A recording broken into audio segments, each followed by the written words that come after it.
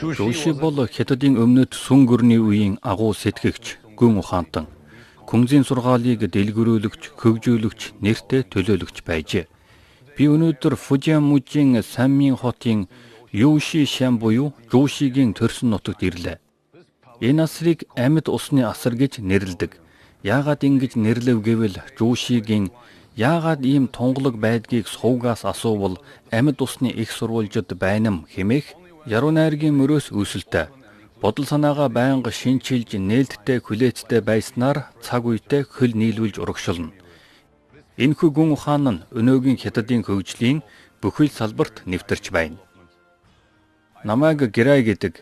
Би Хятад судлаач турк хүн. Намайг дагаж өнөөдрийн Хятад оронтой танилцаарай.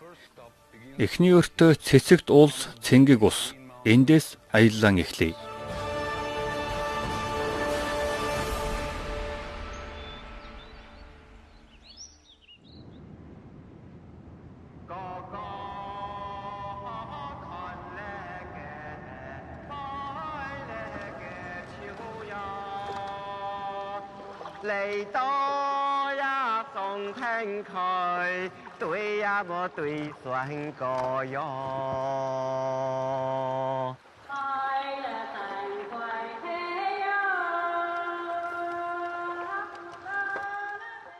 Энэ сувг хэр урт вэ? Нийт урт нь 16.5 км. Үнэхэр урт сувг байна. Гайхалтай юм аа. Яг л яруу найраг адил тансаг, либай, дууфууд ийм мэдрэмж төрдөг байсан байх. За, Мин гүрний үеийн ёслолны яамд ажиллаж байсан Чишэнхан гэдэг хүн байжээ.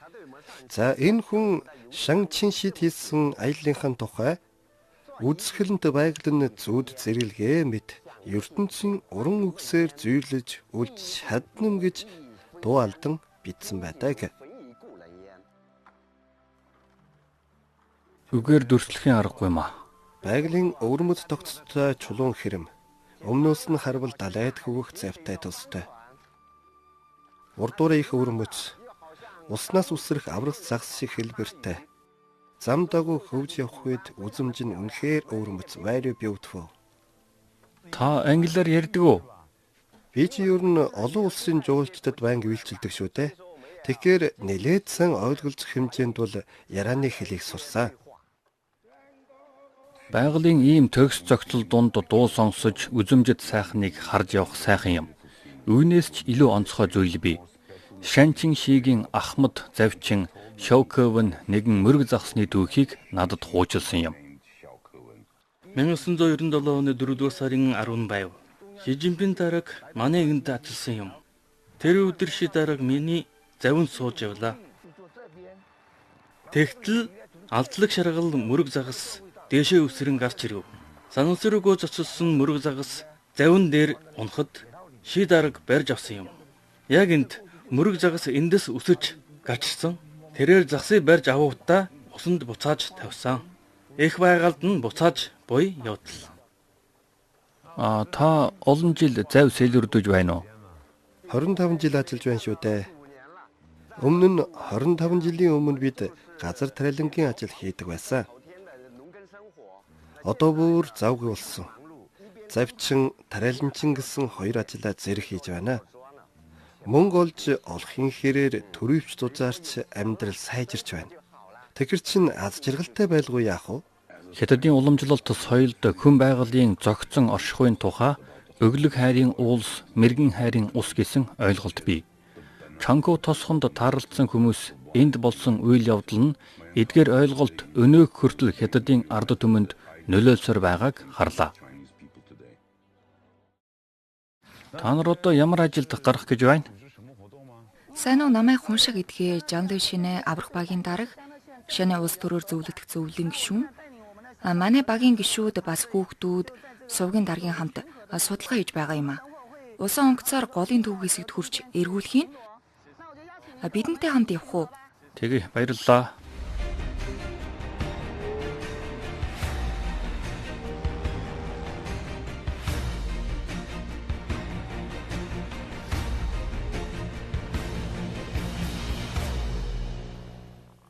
Голын дарга гэж ямар алба бэ? Тосхны дарга гэдгийг та мэднэ үсттэй. Яг үүнтэй адил бид голын асуудлыг хариуцсан албан тушаалтнууд юм. Маш олон нуур гол байдгүй. Тийм ээ. Тэдний үүрэг хариуцлага таныхтай адил уу? Манай хамт олон өөрийн гэсэн онцлогтой сайн дурын 100 гаруй хүнээс бүрдсэн. Бид голын эргэн тойронд судалгаа танин мэдгүй ажил хийж байна. Ингэснээр байгаль орчны хамгаалах, өргөн игнэнд олон хүний нэгтгэх зорилготой юм а. Түүний зэрэгцээс шаныхан онцгой байдлын зарим аврах ажлыг хариуцж байна. Сайн дурынхан энэ ажлыг тусгайлан хариуцах уу? Энэ хүн авто тээврийн жолооч, энэ хүн газар тариалангийн ажил эрхэлдэг, бүгд жирэнийхэн иргэд. Гэвч энэ хүмүүс ард түмэндээ сайн дураар үйлчилж байна. Энэ хэсэгт олон амралтын газар байрладаг, олон хүн энд майхан барьж амарна. Энүүгээр олон гол горих урсдаг, ус нь маш тунгалаг. Цэцэг дуус, цэнхэх ус мөнхийн эрдэнэм. Шижинбийн дарга манай тосгонд ажиллах үеэр хэлсэн үг шүү. Үнэхээр мөнхийн эрдэнэ юм а. 1985-аас 2002 онд Шижинпин Фужиамужид 17 жил ажиллахдаа Фужиамужийн шинжлэл хөгжлийг ихээхэн ахиулжээ. Энэ хугацаанд тэрээр Саминд 11 удаагаан ирж ажил байдалтай танилцж байсан юм.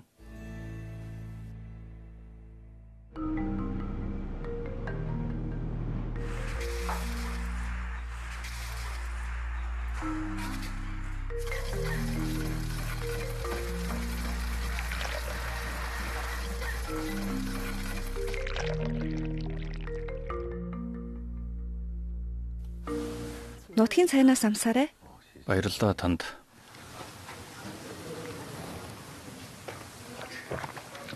Сайхан цай байна. Сүйтэй цай юм шиг. Сүйтэй цай шиг байна уу? Манай нутгийн өвөрмөс цай. Уламжлалт соёлын өв шүү. Олон ёс уламжлал байдаг байх та. Энгийн цайнд бол конжууд, цайны навч, жиржин хатаамал ордог. Энгийн үедтэй. Энэ чигээрээ сава чанга байр. Энэ дууг сонсч байна уу? Энгийн дуутай биз? Ахад хийж үз. Манай энэ цай олон орц найрлагатай. Ши дарга 1997 онд манай тосгоноор айлчлахад энэ цайнаас ууж үсцэн. Тэгээд маш сайхан цай байна гэж хэлсэн. Та суугаач. Өдөрт хичнээн хүн таны цайны газарт ирж байна вэ? Жуулчид ирдгээ хэдэн 10 хүнээр ирнэ. 50-60 хүн тогтмол банк байдаг шүү дээ. Газраа хүнд түрээслүүлсэн. Тэд жүрж тариалдаг. Бид түрээсээ аваад орлого сайтай амьдардаг. Одоо яг жүрж хурааж байна. Тэнд өнөөдөр олон хүн ажиллаж байна. Жүржин тариаланд очих уу? За тэгээ. За хамтдаа жимсний тариалангийн талбай явъя. Энэ хэсэг газрыг хизээ түрээслүүлв? 17 онд. Ямар арга хэлбэрээр хамтарч ажиллаж байна вэ? Гэрээ байгуулж түрээслүүлнэ. Тэд түрээсээ надад төлнө. За энэ шүү захирал энд байна. Сайн байна уу? Сайн. Бидний энэ жилийн шинэ ургацыг хараач. Хамталж болох уу? Боллого яах вэ? Маш сайхан шүүслэх. Усны уд адил маш төжөөлтэй. Сайн идээрээ. Манай энд зөндөө байгаа. Продюсер та идээч. Баярлалаа, олуулаа идэх амттай шүү.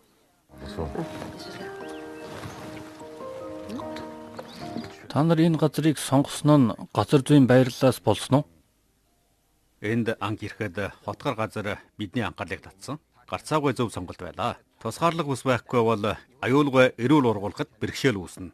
Ус ямар ч бохирдолгүй маш цэвэр. Горих, булгийн ус. Ус нь эрдэс бодис ихтэй. Ойн давуу тал нь органик бодис харчингүй их гэсэн үг. Жил бүрийн унсан навчис ялжирч органик бодис болж жимсний модонд тэжээл болдог. Та энэ хөрсийг харалдаа бүгд хөвсгөр зөөлөн байгаа биз? Өвсний өсөлт нь олон янз байдаг. Олон янз байдал нь эколог сайн байгаагийн тэмдэг. Доктортой ногоон үйлдвэрлэл нь тосхны оршин суугчдын амьдрах орчныг өөрчилж, орлогыг олон их өвсгөртэй болгож, агаар ихч мөнгөөр зарах боломж бүрдүүлсэн байна. Энэ бол ойн аж ахуйн нөөцтөрөгчийн марк. Үүнийг би анх удаа харж байна. Нөөцтөрөгчийн марк байгаа нь агаарыг мөнгөөр зарж байна гэсэн үг гэж тосгоныхан хэлв. Агаарыг яаж мөнгөөр солих вэ? Нөөцтөрөгчийн марк гэж юу вэ? Дарга та сайн байна уу? Сайн байна уу, профессор? Нөөцтөрөгчийн марк гэж юу вэ? Ямар учиртай юм бэ? Манай ойн дийлэн гэсэн ууланд байдаг. Эндхийн аж ахуйн нэгжийн ялгаруулж бий нөөцтөрөгчийг ой шингээж цэвэршүүлдэг. Анхны марк гарснаар 213 тал байд нөөцтөрөгчийн ялгаруултыг 12,723 тоноор бууруулж болохыг тогтоосон.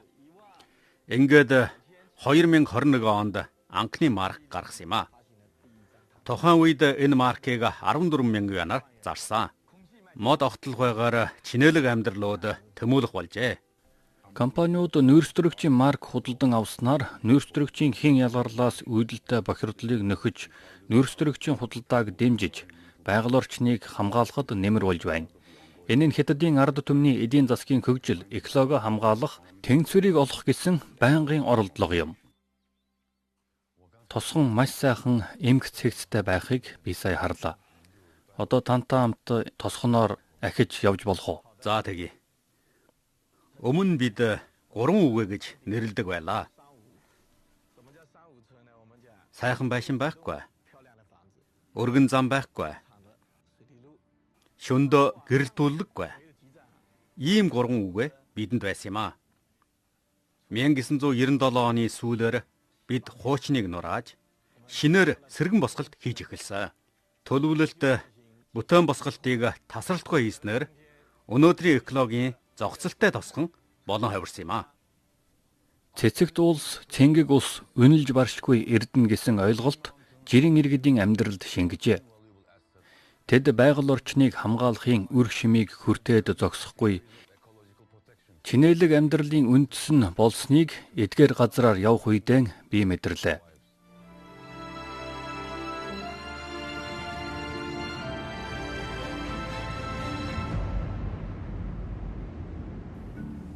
Самийн хотод ирэхээс өмнө Фужиамужийн хамгийн том гангийн үйлдвэрлэлийн бааз Санган Групп энд байдаг гэж сонссон.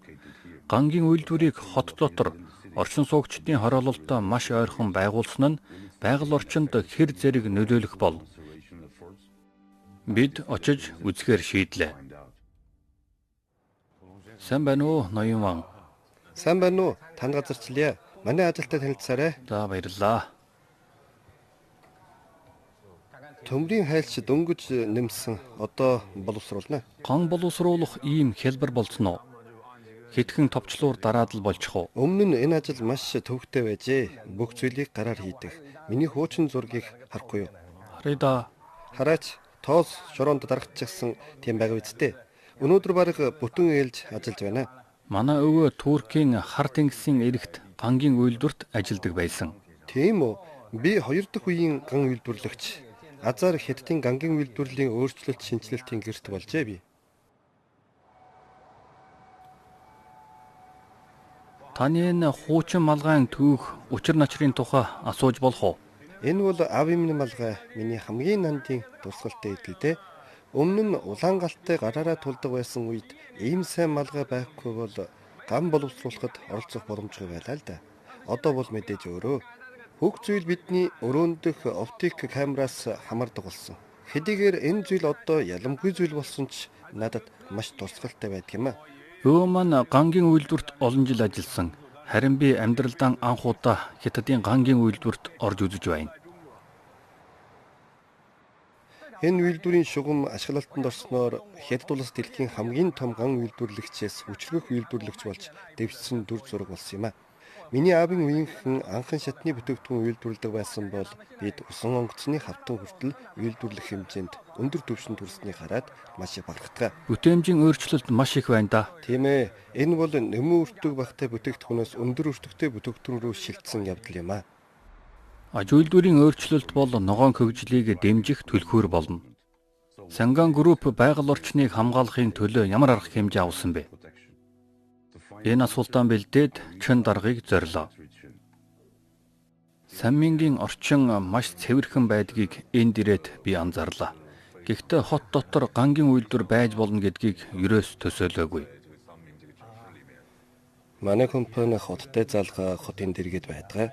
Тиймээс компани бид хэрхэн хөгжүүлж, өргөжүүлж орчинд ээлтэй байлгах нь хатуу шаардлагатай утга.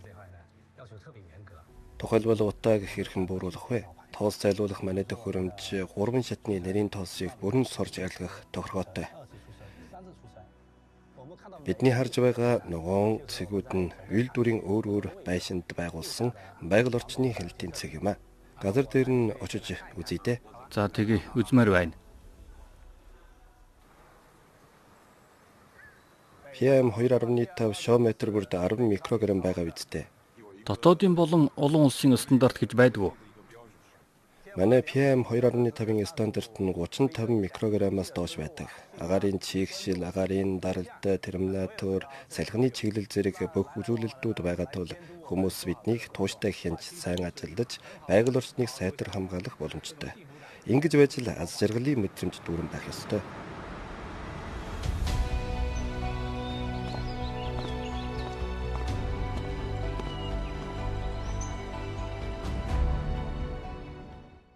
Эндээс би хотын дундуур нь урсдаг шааши голыг харж байна.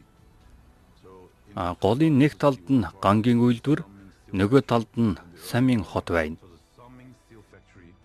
Саммины гангийн үйлдвэр байгаль орчныг хамгаалахын зэрэгцээ хотын эдийн засгийн өсөлт, хөгжилд хөв нэмрэн оруулах өөрийн арга замыг олжээ. Цэнгэг ус алтан эрдэнэ, цэцэгт улс мөнгөн эрдэнэ гэсэн ойлголт өнөөдөр хятадын хөгжлийн бүхий л салбарт нэвтэрч байна. Яагаад ийм тунгалаг байдгийг сувгаас асуувал амьд усны их сурвалжид байнам гэсэн хятадын экологийн соёл иргэншилийн үзэл баримтлал нь эдийн засаг, экологийн нийцтэй хөгжлийг ахиулах эрч хүчний их сурвалж болж байна.